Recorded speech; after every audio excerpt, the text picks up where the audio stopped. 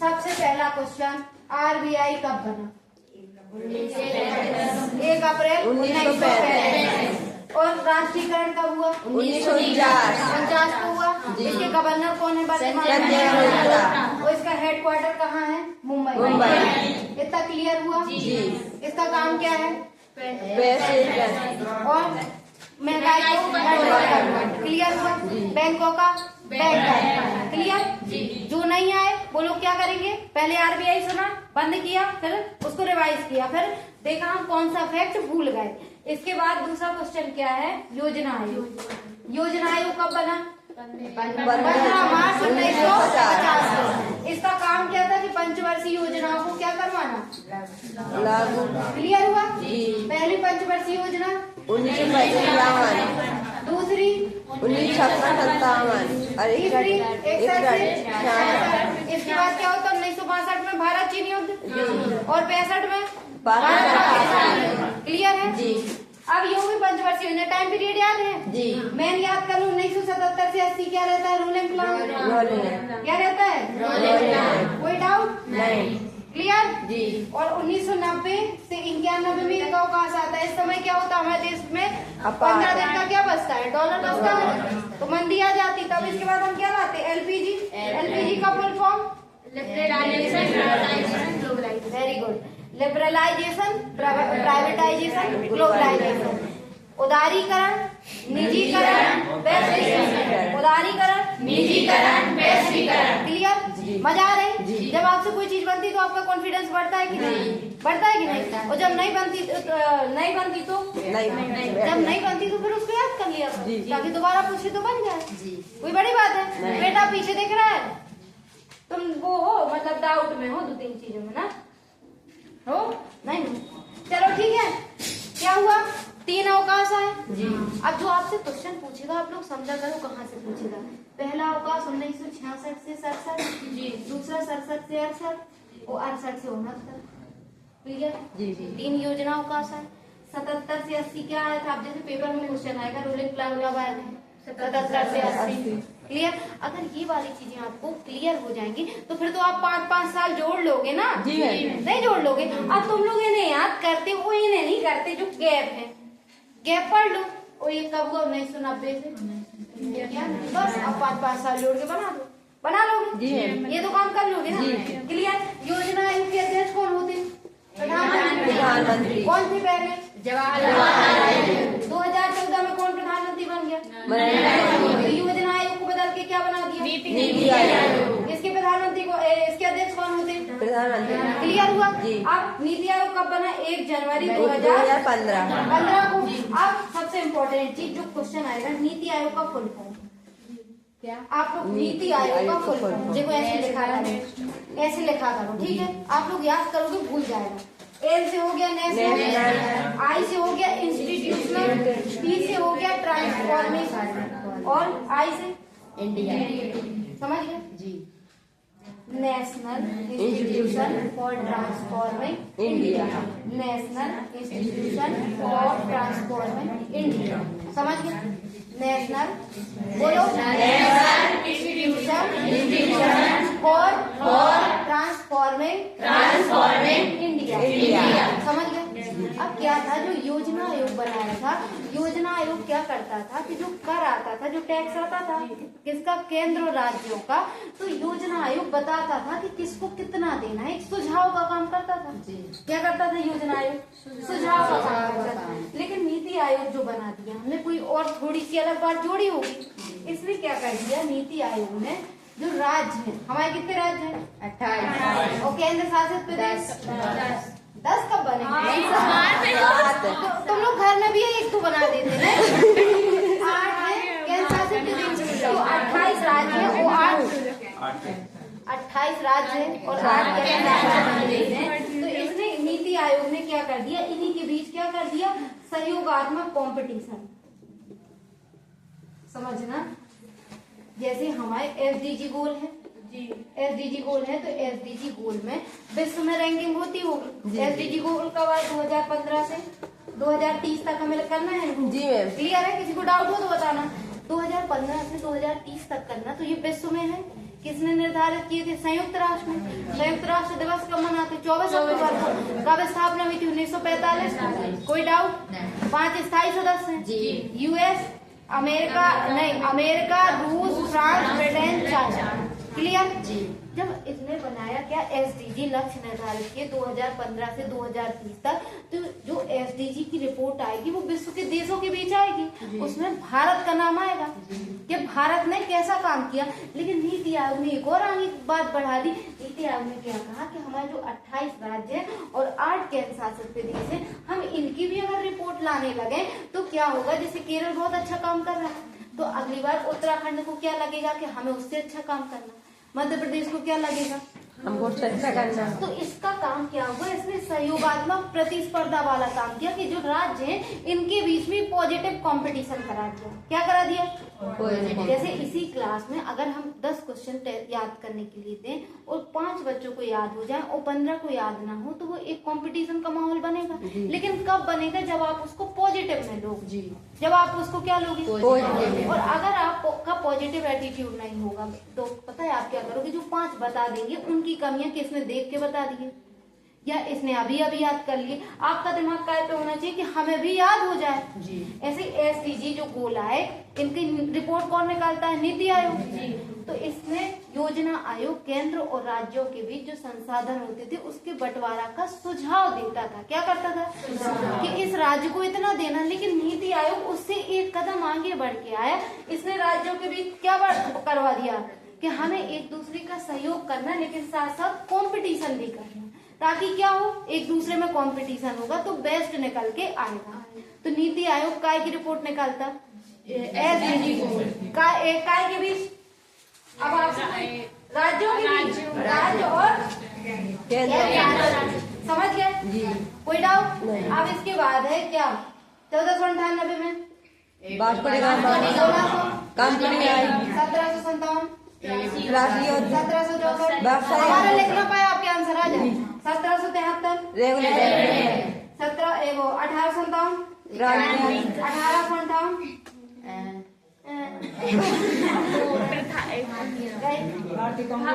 भारतीय कांग्रेस, 58, भारतीय अधिवेशन, कौन सा अधिवेशन? 1816, 1498 वास्को डी गामा ने रास्ता खोज दी, अंग्रेज आ गए। ये क्या लेके आए? ईस्ट इंडिया कंपनी से चार्टर लेके आए, एकाधिकार। जब 1757 में क्या हुआ? प्लासी का युद्ध। 1764 में बक्सर का युद्ध। इसके बाद 1765 में कंपनी दीवान बन गए। 1765 में कंपनी दीवान बन गई। अब कंपनी दीवान बन गई, तो जब कंपनी दीवान बन गई, लेकिन कंपनी की अधिकारिता एक व्यक्ति के पास नहीं थी, तो जो इसके कर्मचारी थे वो फायदा उठा रहे थे, और जो कंपनी है उसको कोई बेनिफिट नहीं मिल पा रहा था। तो 1773 में रेगुलेट लाए। रेगुलेटिंग एक्ट की 5 इंपॉर्टेंट चीजें थी, लेकिन सबसे मेन कौन थी? बंगाल के गवर्नर को। पहले कौन थे? आप लोग के साथ पता है क्या है बेटा, आपको लगता है कि ये बार बार जब आप जितने ही अभ्यास करोगे, जितने ही रिवीजन करोगे, तब तक याद नहीं। आप भूल गए ना आप लोग, पहले कौन थे? बंगाल। और दूसरी चीज क्या शुरू की? केंद्रीकरण।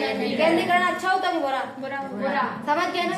इसके बाद 1857 में क्या हो गया? क्रांति हो गया। इसके पहले 1833 में क्या कहा गया? बंगाल के गवर्नर को भारत का गवर्नर जनरल कहा।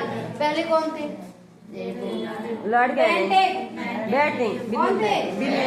और 1858 में भारत का वायसराय कहा गया, तो कौन थे? कैनिंग। आप लोग की जॉब अब लग गई है क्या? तो लग जाए फिर भूल जाना। तो आप लोग तो अभी से भूल गए, लगवाना है ना जी मैम। तो फिर इन्हें तो आप भूल के पियो ना। कौन थे भारत के पहले viceroy? William Canning. Viceroy Lord Canning थे। भारत के पहले गवर्नर जनरल आप लोग अभी नौकरी लगी नहीं? लग गई क्या? नहीं। किसी की लग गई हो तो भूल जाना, लग जाए तब तक तो याद कर लो बेटा। बंगाल के पहले गवर्नर जनरल भारत के गवर्नर जनरल सभी यार घर में नहीं पढ़ रहे आप क्या करें? भारत के देखो बंगाल के गवर्नर जनरल के तीसरा तो मैं भी भूल गया, पेपर हो गया। बंगाल के गवर्नर जनरल पहले कौन थे? और भारत के गवर्नर जनरल कौन थे? Lord Canning. बेंटिक ने नया, ठीक है। और भारत के वायसराय कौन थे? Lord Canning. समझ गए? बंगाल के गवर्नर जनरल पहले भूलेगा? पहले गवर्नर जनरल, पहले गवर्नर जनरल, पहले गवर्नर जनरल, पहले गवर्नर जनरल। और पहली जनगणना कब हुई? 2004। अरे क्यों हंस रहे हो? 1872 में पहली। आप लोग बताओ, बंगाल के गवर्नर जनरल पहले, भारत के गवर्नर जनरल एक तो क्या है, आपसे बने ना आपको हंसी ना, और आपस में कोई बातचीत नहीं। यहाँ क्वेश्चन पूछ रहे हैं, अगर आता है ठीक है, नहीं आता ठीक है। जी बंगाल के पहले गवर्नर जनरल, भारत के पहले गवर्नर जनरल विलियम बेंटिक, ठीक है। और भारत के वायसराय पहले लॉर्ड कैनिंग। आप लोग अभ्यास नहीं कर रहे हैं, इसलिए आप लोग को अब वो तो भूल रहा है, सब भूल रहा है, हो जाएगा। बंगाल के पहले गवर्नर जनरल, भारत के पहले गवर्नर जनरल, भारत के पहले वायसराय, भूलेगा? भारत के पहले वायसराय, अभी भूल गया। कंफ्यूज नहीं हो। कंफ्यूज कब होते? जब आप टाइम नहीं देते हो। ठीक है, ठीक तो बताए। बंगाल के पहले गवर्नर जनरल, भारत के, और भारत के पहले वायसराय लॉर्ड कैनिंग। 1828 में क्या हुआ था? स्पेशल। और 1829 में, और 1856 में, और 1873 में बन रहा है ना अभी लोग। 1828 में किसने की थी? 1829 में क्या हुआ था? अब इस समय कौन रहे होंगे गवर्नर जनरल? क्या है बेटा? बंगाल के पहले गवर्नर जनरल, भारत के पहले गवर्नर जनरल। ये कब की घटना है? 1833 में बंगाल के गवर्नर जनरल को क्या कहा गया? भारत का गवर्नर जनरल। और ये कब स्थापना हुई? ब्रह्म समाज के 18 घंटे। और सती प्रथा एक्ट कब आया? तो ये रहे होंगे ना बेंटिक के समय, रहे होंगे। अब भूलेगा? तो अब क्वेश्चन आएगा कि सती प्रथा एक्ट जब आया था तो उस समय कौन थे? William Bentinck. समझ गए? अब इसके बाद है 1856 में क्या आया था? विधवा पुनर्विवाह एक्ट आया था। तो इस समय पे 1858 में क्या बन गया था? भारत का वायसराय। तो कौन बने थे? Lord Canning. कैनिंग बने थे। तो उस समय कौन रहे? लॉर्ड घबराओ ना, कैनिंग रहे होंगे। ठीक है, अब फिर से करें मॉडर्न हिस्ट्री। बनना नहीं है, फिर भी बनेगा। 1498, 1600, 1757, 1764, 1765, कंपनी दीवान 1858, भारत का वायसराय कहा गया। ठीक है, और क्या कहा गया कि अब हम किसको शामिल करेंगे? भारतीय। इसके साइड में सामाजिक कुछ सुधार चल रहे थे। तो 1828 में, 1829 में, 1856 में, 1873 में सत्य शोधक समाज किसने की थी स्थापना? उनकी पत्नी का क्या नाम था? पहली भारतीय महिला शिक्षिका। क्लियर हुआ? कोई डाउट? अब भूलेगा? पक्का? अब इसी में एक और ऐड कर लो। 1875 में आर्य समाज की स्थापना जी में जाएगी। किसने की थी? स्वामी दयानंद सरस्वती। किसने की थी? स्वामी दयानंद सरस्वती। किसने की थी? 1875 में काय की स्थापना की। और इनने एक नारा दिया था, वेदों की ओर लौटो। क्या दिया था? वेदों की ओर लौटो। अब समझना, स्वामी दयानंद सरस्वती। अब आप 1828 में क्या हुआ था? ब्रह्म समाज की स्थापना किसने की थी? राजा राम मोहन राय। कोई डाउट? 1856 में विधवा पुनर्विवाह आया था। किसने प्रयास किया था? क्लियर? 1873 में सत्य शोधक समाज की स्थापना किसने करवाई थी? क्लियर? डाउट तो नहीं? 1875 में आर्य समाज की स्थापना दयानंद स्वामी दयानंद सरस्वती। अब हम कभी आप लोग से क्वेश्चन पूछे कि 1875 में गाय की स्थापना किसने करवाई थी, तो हम आपसे एक निवेदन कर सकते कि अगर हम पूछे कि 1875 में आर्य समाज की स्थापना किसने करवाई थी, तो आप लोग ये तो नहीं बोलोगे कि ईश्वर चंद्र विद्यासागर। कॉन्सेप्ट क्लियर हुआ? ईश्वर चंद्र विद्यासागर ने विधवा पुनर्विवाह एक्ट लाने में सरकार को क्या किया था, मदद की, और पहल उन्हीं ने की। लेकिन 1873 में काय की स्थापना हुई? सत्य समाज, सत्य शोधक समाज किसने की थी? उनकी बुक का क्या नाम था? गुलामगिरी। गुलामगिरी। समझ गए? और 1875 में आर्य समाज की स्थापना किसने की? समझ गए? स्वामी दयानंद। और नारा क्या दिया था? वेदों के क्लियर हुआ? अब मध्य प्रदेश कब बना? 1 नवंबर 1956। संभाग 10 जिला 55। और पहले मुख्यमंत्री? रविशंकर शुक्ल। पहले राज्यपाल? सीतारमण, पट्टाभी सीतारमण। बेटा देखो तो निर्मला सीतारमण और पट्टाभी सीतारमण, ये बहुत अलग चीज है तुम्हारे कसम में ना। सीतारमण, ठीक है, और पट्टाभी सीता रमैया, सीता रमैया। अंतर है ना बेटा? जी मैम। समझ गए? कोई डाउट नहीं? अब और वो क्या बोलते हैं मध्य प्रदेश में टाइगर रिजर्व? नो है। और नेशनल पार्क? 11। अब हम क्या पढ़ते हैं? इकोनॉमिक्स पढ़ते हैं। अब हम जब इकोनॉमिक्स पढ़ने लगे तो हमें यही तो इंटरलिंक करना कि जैसे मध्य प्रदेश में 3 विश्व विरासत स्थल है, कौन कौन से? एक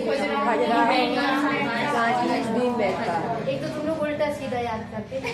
खजुराहो, सांची, जैसे याद करो ना बेटा, सबसे पहले खजुराहो 1986 जी, गलत याद करके इसलिए भूलता है। सांची 1987, नवासी, और भीमबेटका 2003। अब भूलेगा नहीं, बस ऐसे याद करो। खजुराहो, सांची, भीमबेटका, खजुराहो, सांची, भीमबेटका, खजुराहो, सांची, भीमबेटका। 86, 89, 2003, 86, 89, 2003, 86, 89, 2003। समझ गए? जी। अब हमें पता चल गया कि मध्य प्रदेश में 3 विश्व विरासत स्थल है। अगर हम इन पे ध्यान दें तो हमारी अर्थव्यवस्था, टूरिज्म बढ़ेगा। टूरिज्म बढ़ेगा तो आर्थिक गतिविधियां ज्यादा होंगी, और आर्थिक गतिविधियां ज्यादा होंगी तो मध्य प्रदेश की अर्थव्यवस्था अच्छी होगी। हो गया। अब मध्य प्रदेश में कितने नेशनल पार्क है? 11 है। एक प्रस्तावित भी है। 9 क्या है? Tiger reserve. और 3 क्या है? Biosphere reserve. 3 बायोस्फीयर रिजर्व के नाम पता है? पन्ना, पचमढ़ी और अचनाकमार, अमरकंटक। बेटा पता है, इसीलिए आप लोग को नई चीज पढ़ाने से कोई फायदा थोड़ी है। ये सब तो आपके अभी तक फिंगर में हो जाना चाहिए था। पन्ना, पचमढ़ी, अचनाकमार, अमरकंटक बताए थे ना 3 बायोस्फीयर रिजर्व में।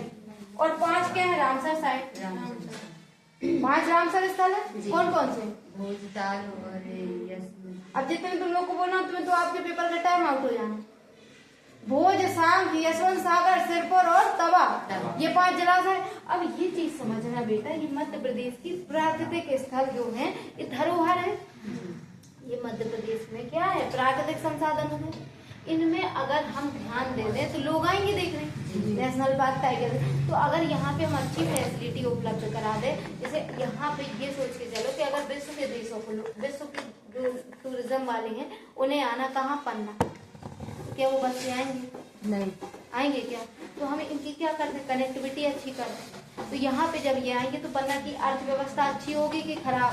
अच्छी। तो आप कौन सा फैक्टर डाल सकते हैं? प्राकृतिक डाल सकते हो। ये डाल दिया, फिर अंदर ये डालना कि मध्य प्रदेश में 11 नेशनल पार्क है, 9 टाइगर रिजर्व है और 3 बायोस्फीयर रिजर्व है, 5 रामसर साइट है। अगर हम इन पे ध्यान दें तो हम अपनी अर्थव्यवस्था को क्या कर सकते हैं? सुधार।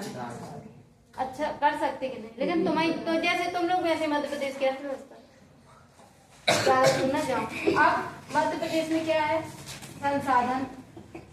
तो खनिज देखो, 2 तो तुम्हारे जाने पहचान हो गए। एक तो सिंगरौली में पाया जाता है कोयला, पन्ना, ठीक है, पन्ना में हीरा, कटनी में, जबलपुर में संगमरमर। तो अगर हम इन पे ध्यान दें तो यार अर्थव्यवस्था कैसे चलती है? आपको चलेगी अर्थव्यवस्था जब इन्हीं सब चीजों पे आप ध्यान दोगे तभी ना चलेगी।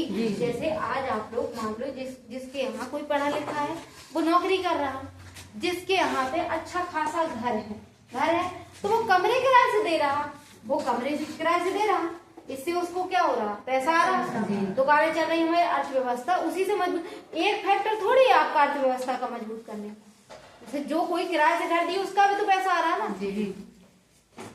तो मूंग